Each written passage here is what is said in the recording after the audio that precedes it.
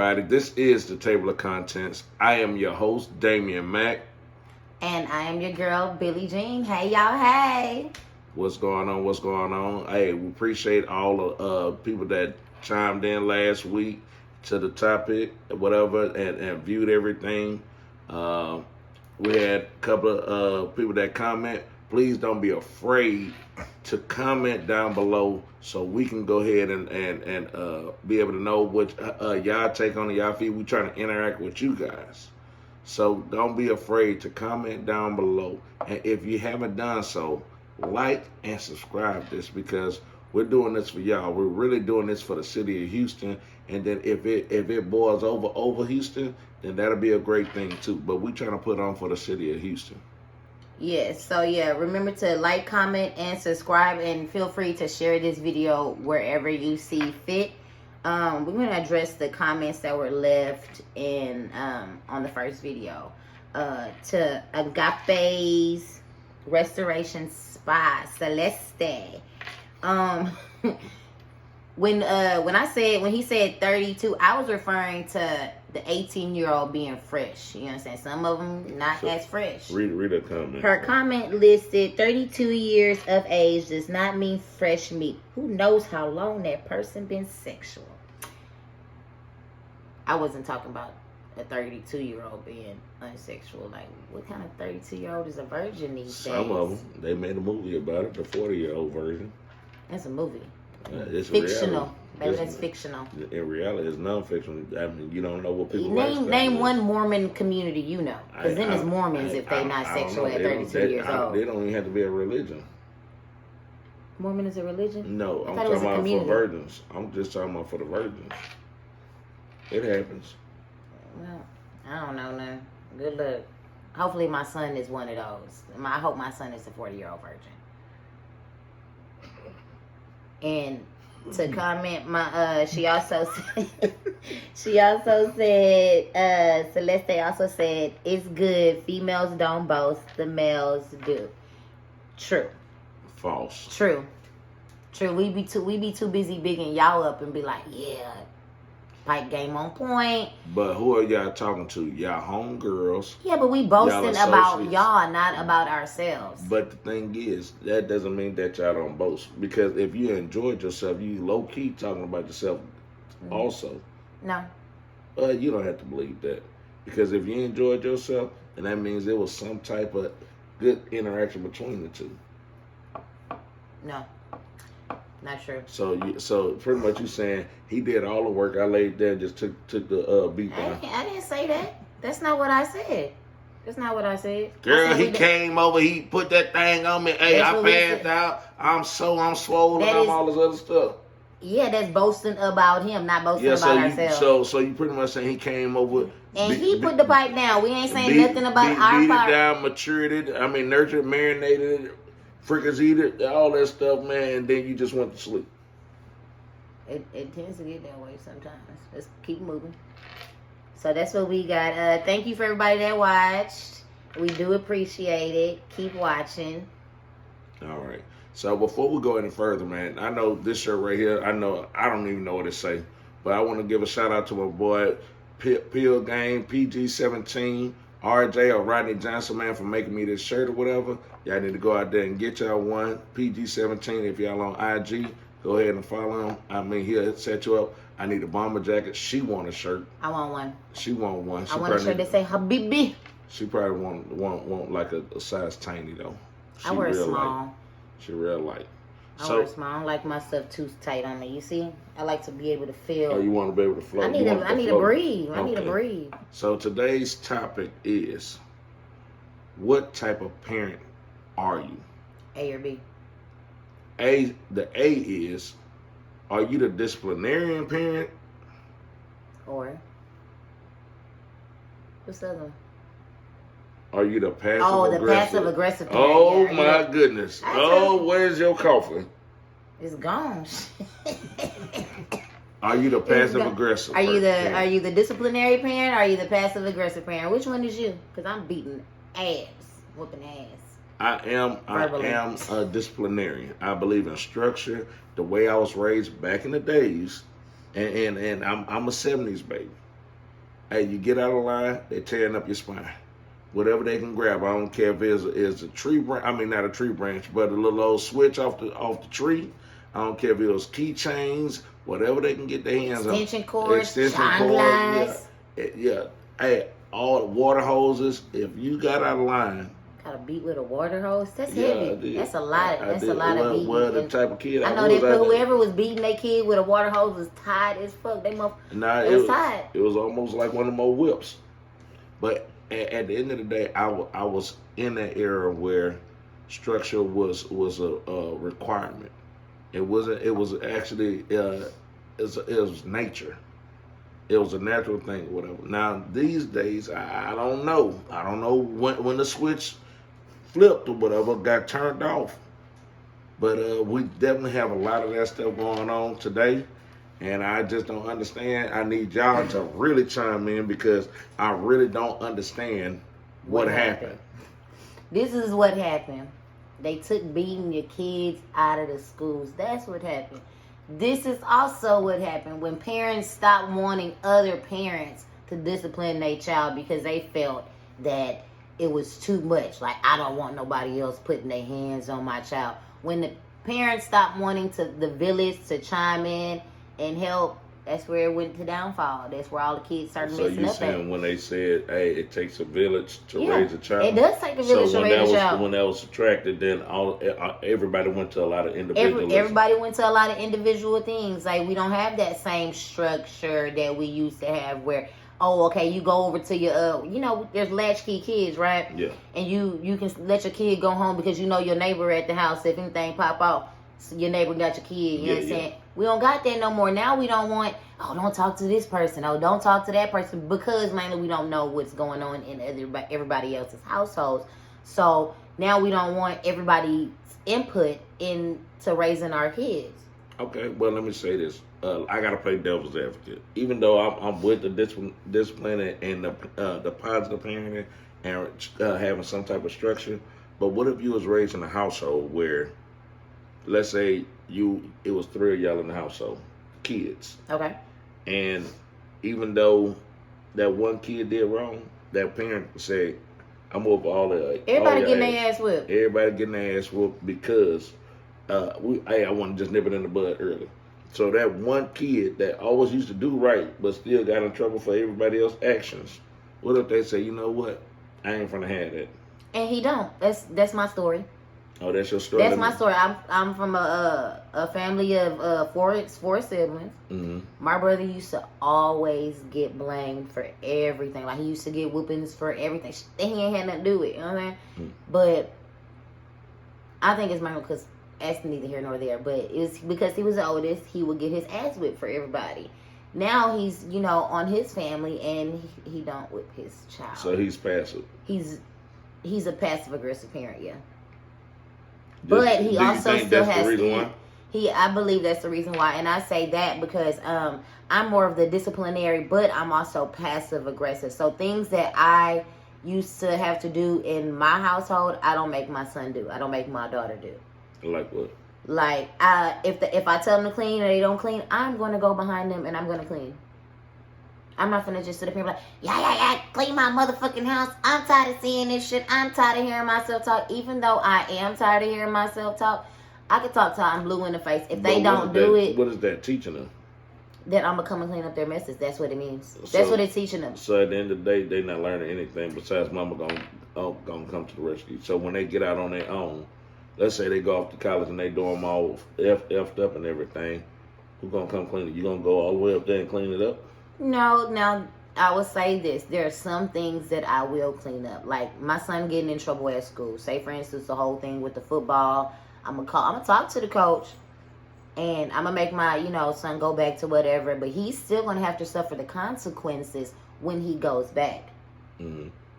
Now, it's to a point where he knows he did wrong. And he knows that there's some things that I can't clean up. Like, I can't make his grades for him. And he knows that. So, if he doesn't do his work, you get no playtime. You get no love back from your teachers. So, he does it in that aspect. But if he gets in trouble to where he needs his mom, I'm going to be there. Well, that's two different things. Though. It is two different things. It is two different things. But I'm gonna wash my baby clothes. I'm gonna come and clean up behind them. What was the age thing back in the days where they said kids are impressionable, or you got a program or something? There's sponges and stuff between the age of 0 to 4. Okay, from you I said just 4. made that up, but you know. Yeah, okay, because I was like 4 years old. They barely learn their ABCs. Your kid don't know their ABCs at 2. But what I'm saying, but like life, I was gonna say about from 0 to 11 and a half, because after that, then you got middle school. That's a lot of years. But it's a lot of programming. It's a lot of stuff they need to learn. They like if you're gonna establish values and everything else, that's when they're more receptive of receiving it. Mm-hmm. But when I personally think when they get into middle school, now you got the peer pressure that comes into play. Mm-hmm. So everything that we program now is gonna be challenged by peer pressure of their peers and friends and how they want stuff done, and then they want to start feeling like they grown at an early age. Yeah, and that's where we come in as parents, where the things that are done on the outside, we should already be letting them know in the home. This is what's happening in the world. So when things do pop up like that, they already ready for it. But when you're the passive parent, I'm both. Not. But if I'm okay, both. So your passive side. So let's say this. Your son come home and say, now even though hey, you was off, you cooked up a good old meal or whatever, mm-hmm. and it smelled good, and you sitting there all you boasting about your food, and your son come in and say, Mama, I want Whataburger. You don't know my son. I'm not saying. Just follow me. Okay. So your son said, "Hey, Mama, I want Whataburger. Go buy it yourself with some onion rings. Go buy it yourself." But see, some of these parents in this generation, they would go and buy their kids some Whataburger so after that's they what would. I'm trying to say. I ain't that passive. That's why I say I'm both. I'm both the disciplinary and passive, because I'm passive when I need to be passive. Because at times when your kids are going through things, you have to be passive. You have to let them express themselves verbally, so you can understand what they're going through. Because if you're not letting them express themselves verbally, you're not understanding what's going on in their heads to make them do the things that they're doing. So do you think some of these parents are afraid to say the 2-letter word that hurts a lot of people's spirits? No. I think there's a lot of parents. My sister is one of them parents that don't say no to her goddamn child, and that didn't turn out too well. And it's a process. It's a process of, because you're not saying no, you're having to go back and refix the things that you messed up and that you said yes to. Yeah. You go back. I say no. No. Say no to drugs. I say no to everything. Don't ask me for shit. No. Yeah, see. But I am gonna clean. I'm gonna say no, but I'm gonna clean up behind them. Like, I don't like a dirty house, but I'm gonna clean up behind them. So what's the purpose of saying no, and you're gonna go back and clean it yourself? Well, I say no to the things that they ask me. I'm not saying no to me cleaning. Oh, see, if Mama, can I go outside? No. But in a structured Mama, household, can this person come over? No. If you have a structured household, like inside the household, let's just say, and back in my era, I only can speak on my era. If Monday through Friday, I may have the living room to clean up. Mm-hmm. I got to keep my room clean, so on and so forth. Mm-hmm. And the question don't even need to be asked. If I don't do those things, and I'm not knocking out what I'm supposed to do throughout the week, there ain't no need for me to ask no question about going somewhere, having a friend or whatever come over. Yeah. But nowadays, it don't matter, like you saying, you gonna still go clean up behind them. That is very. And then he gonna like, Mama, hey, I'm gonna go to John Paul Jones' house or whatever, go hang out. Mm-hmm. You gonna tell him no, or you gonna like, all right? Me personally, my son asks me for things all the time, and I tell him no. I tell him no. But if he want to go outside and chill with his homeboys or whatever, even though he didn't do his part, let's just even say he got a D in class. I mean, on one of his progress reports or report card. That's why it's hard being both parents. Now, I come from a 2-parent household, right? Mm-hmm. Where my dad was definitely the disciplinary, and my mama was the provider. Mm-hmm. So my dad stayed at home beating our ass for the most part, And there was no going outside. There was no going outside. When we stayed in an apartment, there was no going outside after street lights. To this day, even though I am a bit passive aggressive, I don't let my kids outside. There is no let me go to somebody's house because I don't know what's going on in that household for me to allow my child to go over there. So me personally, when my son asked me, can he go to somebody's house? Hell no. Oh, but that's a personal. That is a personal thing. But if you like take yourself out of it, if you were just that person that says, you know what, hey, I'm gonna still go behind him and clean up, but then he turns around and say, well, why you cleaning up? My mom finna go shoot hoops outside. No. It's gonna be an automatic. It's a no. I'm the no parent. What's the reason why you're gonna say no? Because I say no. Because he didn't take care of his business. Because I say no. So it's not gonna be because he didn't take care of his business. It's not only it. That's not only it. That's not only. I'm scared because I got a little black boy. Quick question. I'm the mystery guy. Yeah. The question is this simple: does your kids have chores? Sometimes. So no. I said sometimes. So the answer is no. Your kids. By the way, that was our producer, Shay B. He don't like being in front of the camera. You'll understand why when he get in front of the camera. I wouldn't be able to look like him. Anyway, so it's sometimes. There is structure. My How kids is that structure if it's sometimes? It's just sometimes because I was a stay-at-home mom for a very long time. I barely worked, so I don't have a problem cleaning up behind my kids. It's not that I don't have an issue with that, but it's either you have it, like if you have the rules set in place, or you don't, and it has to be a consistent thing. It does have to be consistent. It's just like if you going to your 9 to 5, and they it's nothing gonna change. That's what they established. Now they can adjust it, but the rules are still in place. Right. And that's where a lot of us new age 80s babies come in, where we don't force clean up because we was tired of hearing it, as kids. So that's where we wanted to do things differently. We didn't want to be those parents. But look what it did for us. Like as we got older, just like you said. Yeah. And you had that when you got independent. Guess what? You cleaning up. You cleaning up because now you got your own square, and that you don't want if somebody just say, hey, I'm gonna pull up, but you still don't have to do all that throwing clothes here and there, whatever. What I'm saying is you ain't got to do no rush cleaning up or trying to stash stuff because you was too lazy to take care of your business. Oh, that wasn't going on in my household. Like Saturday mornings, we woke up. We already knew Saturday mornings when we had blues or old school music playing. Saturday mornings was spring cleaning for every black household. It was clean up. Everybody, we clean up 7 days out the week, but Saturday mornings, I wasn't there. I was at track meets. So Saturday morning, she ain't do nothing. I wasn't there. I was at track meets, baby. Saturday morning for us, we might have a pot of grits on the stove, and that old school music was playing. If Al Green or the Isley Brothers was playing, once you eat them grits, it's time to get it. So, it was from washing clothes to cleaning up, pulling up carpet, all that stuff. And then we got it done, and I'm probably telling my age, but we got it done before 12 o'clock because we wanted to watch karate. But anyway, it was a structure. Now, look at me now. Hey, I got my own stuff. I'm taking care of all my stuff. I ain't got to worry about that stuff. With or without nobody, I'm going to have my stuff together. It allowed me to have a structure as an adult. In this generation, I'm concerned about what they're going to turn out to be because they're so dependent on somebody to take care of all of their issues. That's true. When our era, we're very independent. And I think that's what it boils down for me. What it boils down to.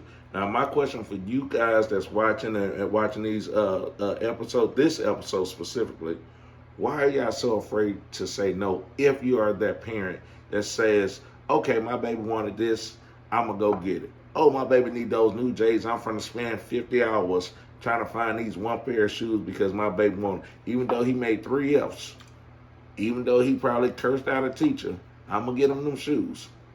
I just need to know, why are y'all so afraid to say the word no to them? It's a 2-letter word, but it has so much power. But don't be afraid to say the word no. That's just my opinion. But I want to know why you guys don't say the word no. And why are we doing things different from how we were raised? That's the same thing? No, that's good. That's good. I just want to say this. It's the same thing. I just want to know what happened. What happened and when did the switch change? Well, I think the switch changed when nobody wanted the village, the whole village thing.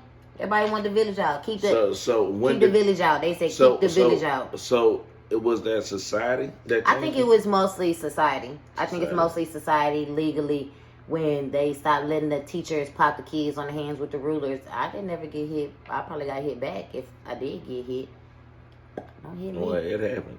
And even they took a lot of the punishment out of schools and everything else, so on and so forth. They should bring it back. Bring it back. So, in conclusion, what do you say? What's your ultimate, your closing, how you going about this topic? I definitely feel like I do need to, develop some more consistency when it comes to my kids, cleaning up after themselves, because I'm not going to be able to clean up their messes for the rest of their lives. Yes, she is. Financially. Don't matter. Now that goes into a whole nother topic. To me, I would still say parents learn to have that balance. Learn how to have the word no. I just said develop more consistency. I just said I need to have more consistency. But that's your opinion. I'm saying, you're right. Just have that balance. Don't always feel like that you got to get ran over. Stop being so passive. Stop trying to be the superhero all the time. Sometimes you got to be the villain. You got to be. I'm low key all the way. That's just the way of life. Because when they get independent, when they hear that word no from somebody else, you're gonna have to deal with their reaction because they never heard it before in the household. And on that note, please again, if you did not so far or haven't done it yet, please like and subscribe and don't be afraid to comment. If you comment, I'm telling you, we're gonna bring it up on the episode. We're gonna talk about it on the next episode. And we give shout outs. PG-17. PG-17. I need that free bomber. PG-17, like parental guidance 17. PG-17. hey, look him up on IG. I just got that. That's my guy. That's my guy, man. And shout out to Agape's Hair Restoration. She get your hair right. She's the one who commented. She can get that growth back. You need to go see her. Go see her. I went to my first little rodeo situation. I had the opportunity to go backstage or behind the scenes where they staged all the animals and everything else. And it was funky. But it was pigs and it was cows and it was horses and it was all sheep and all this other stuff behind the scene. And people were talking about, just walk through there and stuff, man. And I'm just like, all right, cool, woo, woo, woo. Now me and animals, we cool. If they over there, if they stay on their side, and I stay on my side, man. But when you want me to put my hands on them, and especially from the tail, and they got some hind quarters.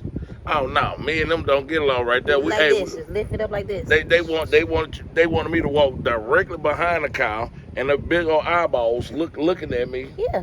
And they like just raise it up. They got like 4 teeth. I don't count the teeth for cows. They got like 4 But anyway, teeth. that cow, man. Hey, and you know me, I like, man. I'm seeing other people doing it. I'm people. Okay, did my quick research. I had my confidence up. I said, let me go on and do this stuff, man.